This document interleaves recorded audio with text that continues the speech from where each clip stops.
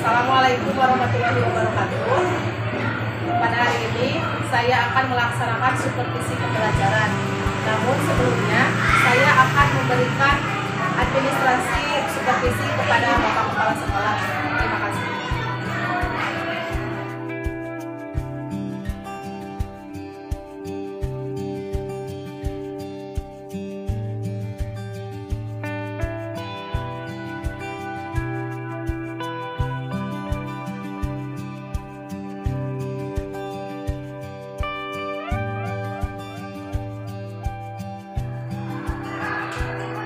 Assalamualaikum. Waalaikumsalam. Ada apa, Bu? Sesuai jadwal pada hari ini saya akan melaksanakan supervisi pembelajaran. Namun sebelumnya saya akan memberikan administrasi perencanaan pembelajaran. Oke.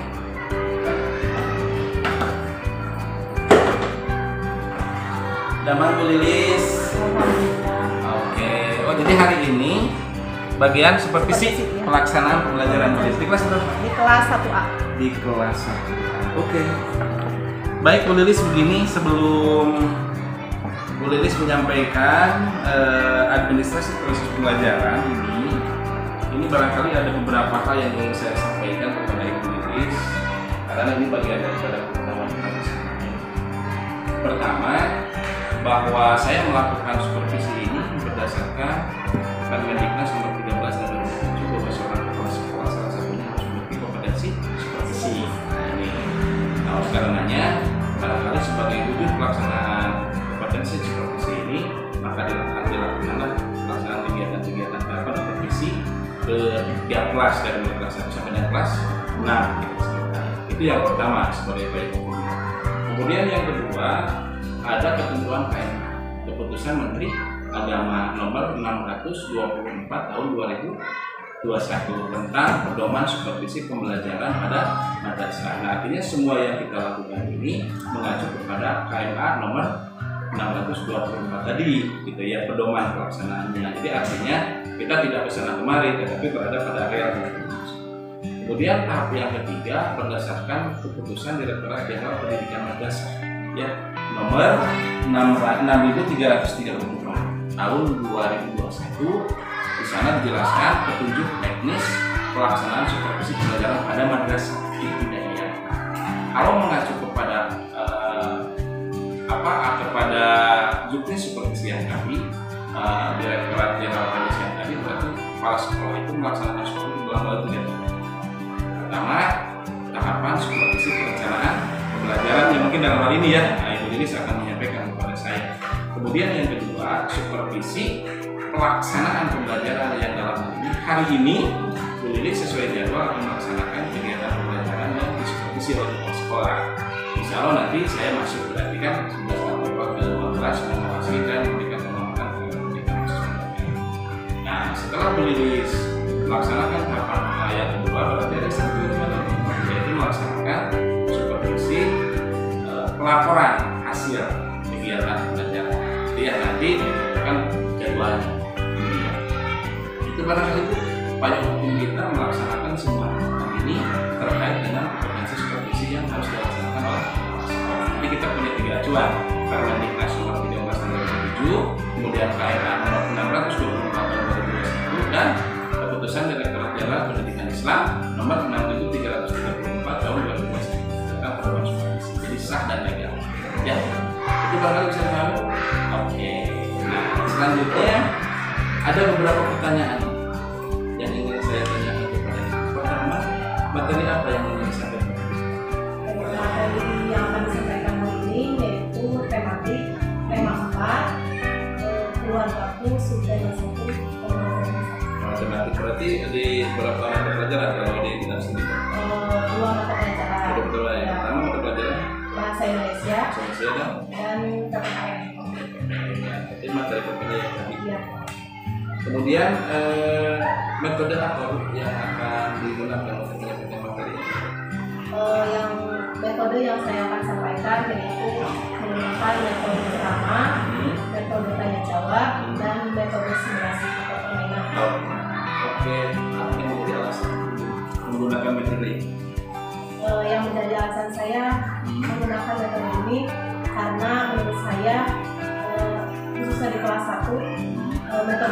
ini sangat membantu untuk aktif dan menyenangkan dalam proses pembelajaran, sehingga materi bisa tersampaikan secara maksimal gitu ya.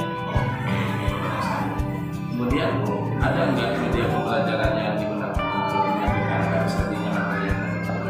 Yang pertama saya menggunakan media pegangan guru, buku pegangan guru dan buku siswa, dan juga media lainnya yaitu kartu kosakata gambar.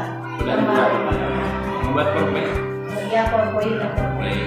Fokusnya sudah siap, sudah siap itu ya. Oke, bagus, itu berarti media pembelajaran yang digunakan selain fokus, kemudian PowerPoint, ibu menyediakan media pembelajaran tambahan yang baru saya sebutkan ya. Tentunya supaya materi cepat tersaji dan anak-anak bisa paham, gitu ya.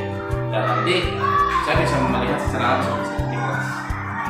Kalau di bawah hari itu lebih bagus, tidak di bawah ya. Di sini.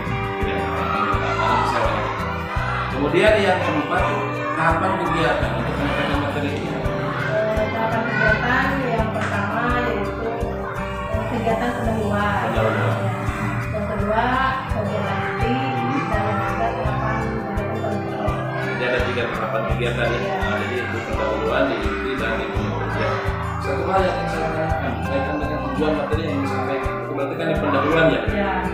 Ada berapa tujuan? Ada 3 tujuan.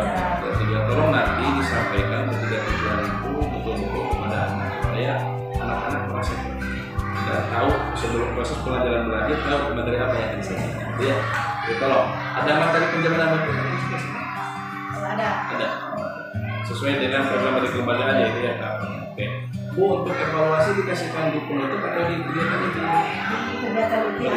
Kalau itu di kegiatan itu dikasihkan. Ya, dikasihkan. Kalau penutupan nanti mengumpulkan semua materi yang Oke, karena memang untuk evaluasi itu ada yang di kegiatan inti, oke, ada di kegiatan penutup juga.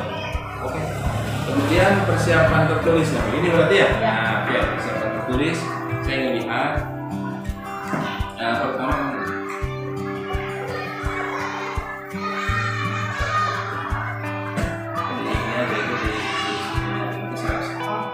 pertama saya ingin lihat gambar pengesahan.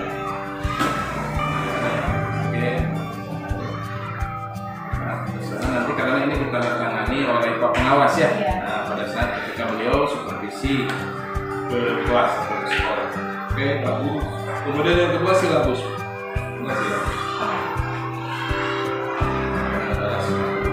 ini kan Bu, silabus ini untuk kepentingan administrasi supervisi aja ya. Kalau dokumen secara resmi yang dipertimbangkan itu ada ya. Ini kopian dari silabus yang ada kelembagaan ya, sudah ditandatangani. Oke. Kemudian program semester jadi materi yang tadi bukan dari saya sampaikan itu sesuai dengan program semester harus tersampaikan di minggu ketiga ya, bulan November. Yaitu mengenal kosakata dan ungkapan perkenalan diri keluarga itu di bulan November minggu ketiga ya, kalau sekarang ya. Oke. Kemudian RPP.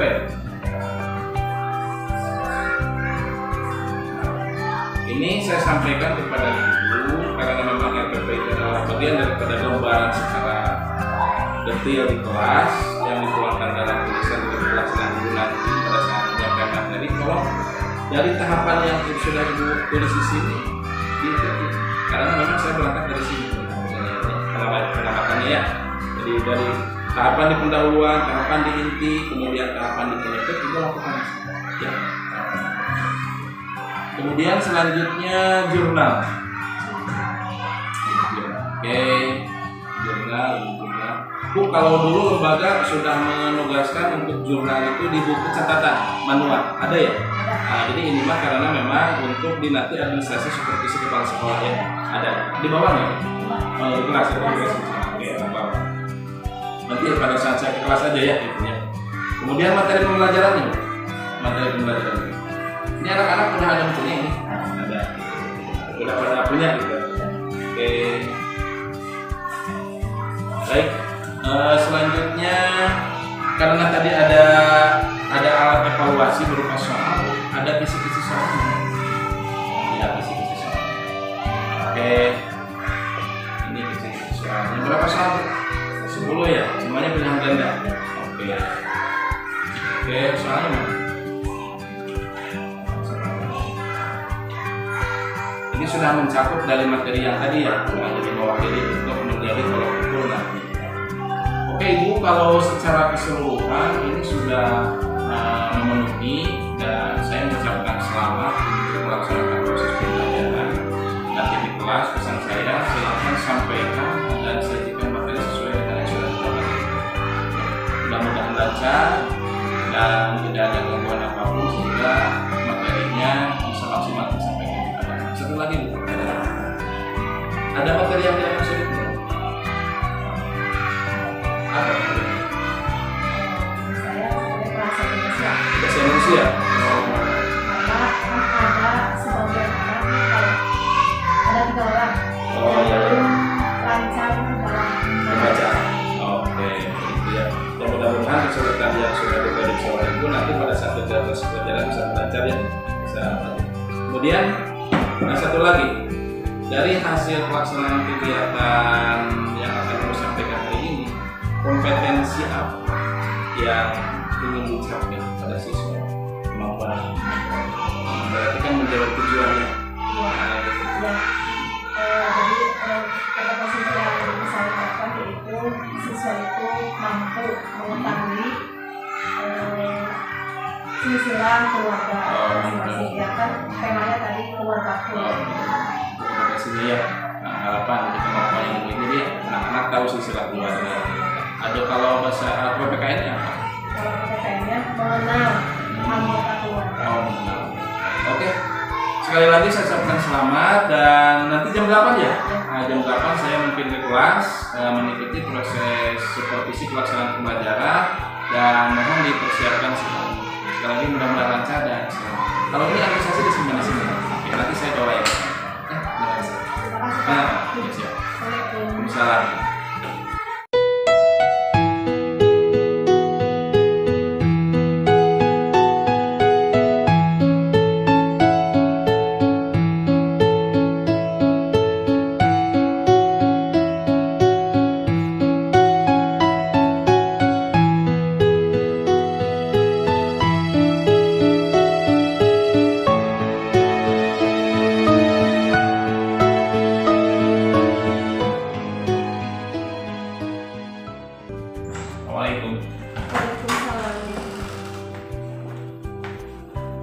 Ada apa Bu Lilis? Jadi Pak, saya mau menyampaikan hasil penilaian pembelajaran yang telah Oh, pada saat saya supervisi dulu ya. Oke, siap. Udah berapa hari sih dari saat supervisi kepada sekarang? Ada 5 hari? ada. Ada 5 hari. Oke, Bu Lilis, terima kasih. Hari ini barangkali sesuai dengan jadwal yang sudah ditetapkan ya untuk melaporkan hasil penilaian kegiatan pembelajaran pada saat saya supervisi. Dan tentunya ada beberapa hal karena ini tahap terakhir kaitan dengan kompetensi supervisi yang harus saya lakukan setelah proses perencanaan dilaksanakan, kemudian pelaksanaan kegiatan KBM-nya dilaksanakan, kemudian yang terakhir sekarang evaluasi. Oke, kumaha damang? Alhamdulillah. Alhamdulillah, tapi ini tegang lah biasa. Pertama Bu Lilis yang ingin saya tanyakan, bagaimana pendapat Ibu Lilis setelah menyajikan pelajaran dulu? Setelah saya menyajikan pelajaran dulu, yang saya rasakan itu rasanya saya tidak merasa mudah dalam menyampaikan pelajaran ini, karena ada anak yang harus jadi karena harus menangani anak yang kesulitan belajar. Contohnya dalam hal membaca, ada 3 orang yang anak yang kesulitan dalam membaca. Jadi karena memang kondisi seperti itu sedikit menyulitkan bagi Ibu Lilis dalam menyampaikan materi pelajaran. Yang kedua, apakah proses pembelajaran yang sudah dilalui itu sesuai dengan yang dilaksanakan? Dalam menyampaikan pembelajaran rasanya saya itu kurang sesuai karena ada tahapan-tahapan yang terlewati. Oh gitu. Di tahapan apa sih? Yang pertama di tahapan kegiatan awal pendahuluan. Apa yang tidak? Yaitu tidak menyampaikan motivasi kepada anak. Kenapa? Tidak motivasi, lupa. Lupa ya. Oh gitu. Terus yang kedua? Yang kedua dalam kegiatan inti. Oh ada di kegiatan. Ya, dalam kegiatan inti saya belum begitu memahami perihal dalam penyampaian tematik. Ya, dalam penyampaian tematik.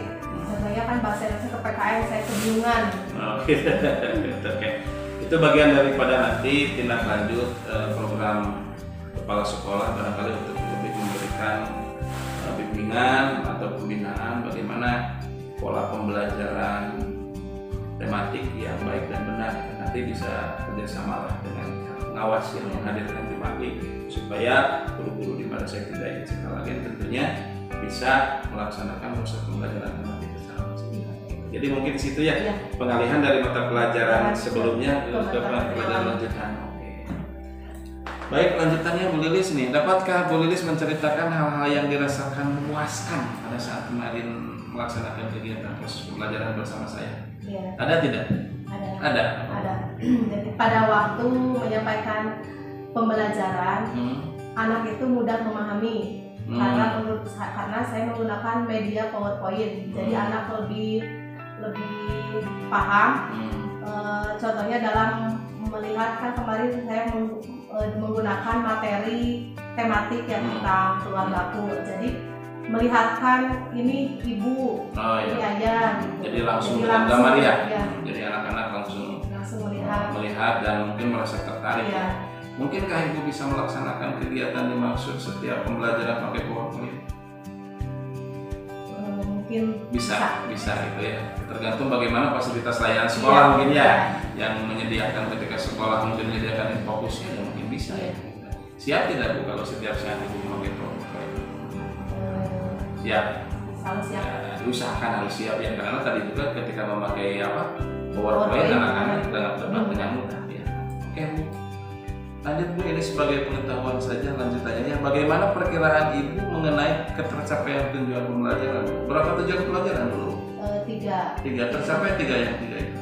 Iya, ada yang tercapai dan ada yang tidak. Kalau dipresentasikan berapa persen tercapai materi? Ketercapaian tujuan pembelajaran perkiraan saya sekitar 75%. 75%, berarti tidak tercapai 25% ya. Kalau dijumlahkan ke anak Bu, yang tidak tercapainya mungkin karena jumlahnya berapa? 21 berarti 3 orang ya. 3 orang. Apa permasalahan di 3 orang 3 anak itu? Itu kembali lagi yang tadi, anak yang kesulitan dalam membaca, jadi sulit untuk memahami soal-soal.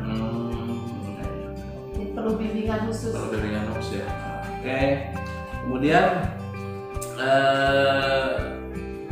ada nggak Bu yang menjadi kesulitan siswa selain daripada yang kesulitan siswa yaitu ada. Jadi kalau dalam kegiatan penutup, anak itu sulit untuk mengungkapkan pendapatnya sendiri. Contohnya saya kan menanyakan dalam kegiatan penutup itu kesimpulannya menanyakan apa sih pengertian dari keluarga. Ternyata anak belum bisa mengungkapkan ya, sekalipun dengan bahasa sendiri gitu ya. Terus kira-kira upaya Ibu supaya bisa anak belajar mengungkapkan pendapat gimana Bu? Apakah sering diajak bicara, belajar mengungkapkan pendapat dengan pertanyaan-pertanyaan ringan atau gimana? Ya, mungkin seperti itu Pak. Diajak komunikasi lah gitu ya. Diajak komunikasi, jadi belum terbiasa saya memberikan pendapat kepada anak. Mudah-mudahan ya ke depan anak-anak bisa lebih wantel ya mengungkapkan pendapat sekalipun dengan bahasa yang sendiri gitu kan. Itu tuntutan daripada tujuan pembelajaran salah satunya. Yang dirasakan oleh Ibu kaitan dengan kesulitan pada saat proses pembelajaran? Dalam kesulitan belajar ada Pak. Apa Bu?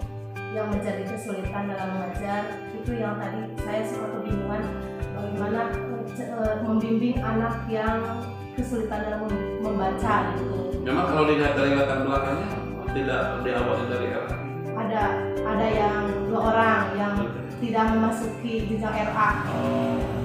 TK pun tidak. Jadi begitu masuk dia baru mengenal huruf ketentangan ibadah apa begini ya. Itu jangan dianggap sebuah kesulitan, artinya proses perjuangan yang harus dilalui.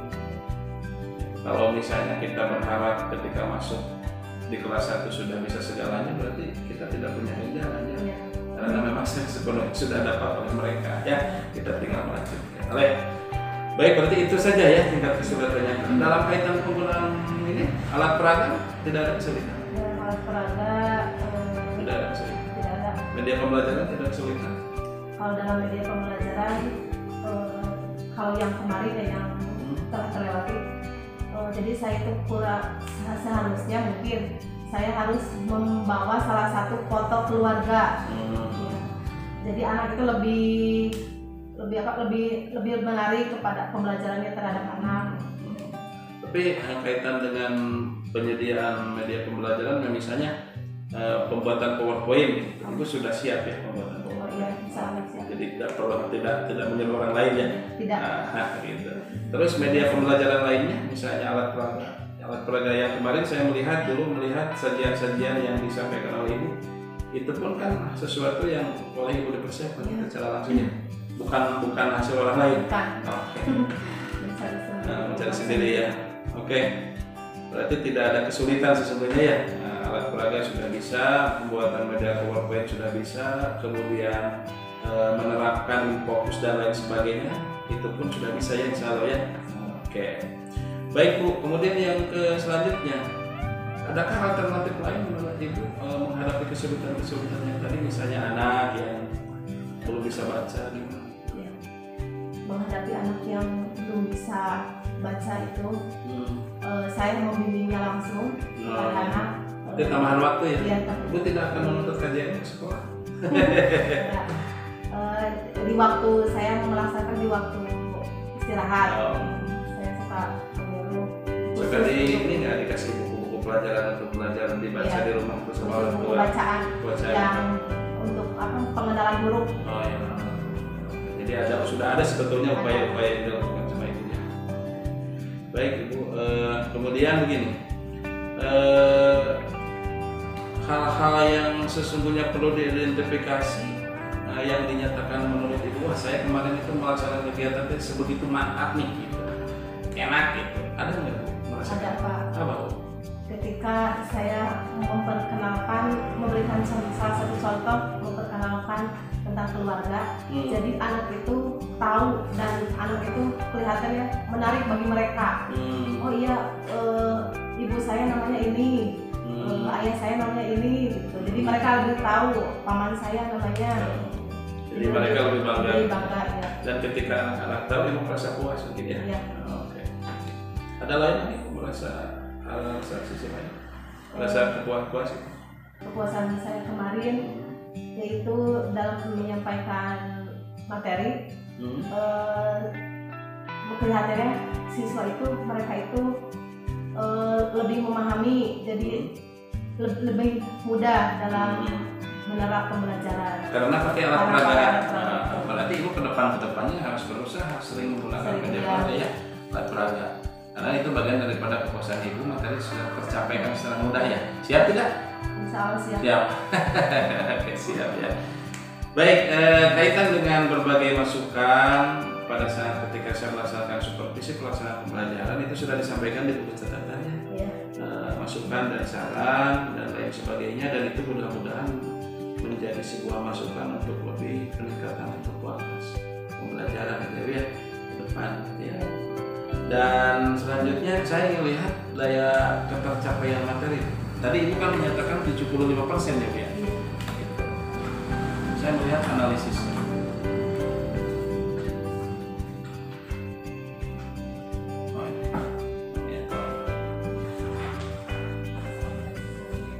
Oh ada yang 90 juga ya Bu ya. Berarti yang belum tuntas 3 orang, yang perbaikan juga 3 orang ya. Ibu untuk yang perbaikan dikasih soal baru lagi, apakah soal yang lama? Kalau saya dikasih soal yang lama. Oh betul ya. Tapi dilakukan penjelasan kembali nggak? Iya dilakukan ya. Khusus itu yang bagian di remedi ya. Dan dibimbing khusus oleh saya sendiri ya, yang 3 orang itu, karena belum lancar membaca, kesulitan saya itu Sana ya. menyampaikannya di situ. Sabarlah ya Bu ya. Mudah-mudahan nanti bisa. Oke, berarti 73% kaitan daya serap materi dan 3 siswa yang belum tuntas dan dilanjutkan ke perbaikan pengayaan gitu ya. Dan menggunakan soal yang sama. Oke Bu, saya lihat soal-soal yang kemarin anak-anak. Ya. Semuanya aja. Oh ini ya. Oke ini. Oke, 10 ya, 10 soal. 70. Ini tidak di PR kan? Tidak. Tidak dibawa langsung. Langsung. Ya Bu, ini harus dijadikan sebagai portofolio siswa, kemudian disimpan di dalam map personal, sehingga nanti pada saat ketika anak dibagi lapor, ininya pun disertakan di map portofolio supaya orang tuanya mengetahui. Gitu ya, kalau kita tahu sebelumnya kan seperti itu. Nah untuk kelas 1 sekolah pun diusahakan seperti itu ya. Jadi semua hasil karya anak yang menyangkut masalah ketercapaian materi dan nilai ini harus menjadi tahu orang tua. Ya. Oke, bagus Bu. Sudah berarti daya serap 73%, 3 orang langsung mengikuti kegiatan tambahan ya. Nah ini apa ya? Nama-namanya ya? Oh gimana ya? Oh, nama-nama yang 3 orang ya. Oke.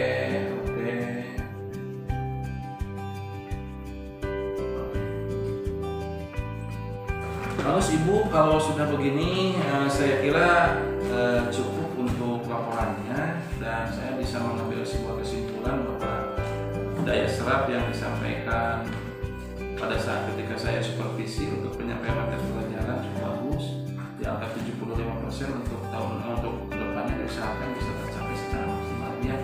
Artinya kendala-kendala yang ditemui pada saat kegiatan proses pembelajaran itu menjadi sebuah pengalaman dan ini menjadi catatan barangkali untuk supaya lebih bagus. Tentu saja saya atas nama kelembagaan mengucapkan terima kasih. Tahapan ketiga sudah dilalui, tinggal itu nanti masuk ke tahap PKBE. Karena mau nilai profesional sudah, nilai pedagogisnya sudah, tinggal yang 2 lagi. Dan itu sudah tercantum di dalam nilai yang sudah nanti saya. Satu tahap lagi bagian testimoni. Nanti kita tetapkan jadwal saya berbicara dengan bidang kurikulum. Setelah testimoni mungkin nanti ada tahap reward kepada guru yang berprestasi ya, dalam pelaksanaan kegiatan supervisi. Terima kasih. Assalamualaikum warahmatullahi wabarakatuh.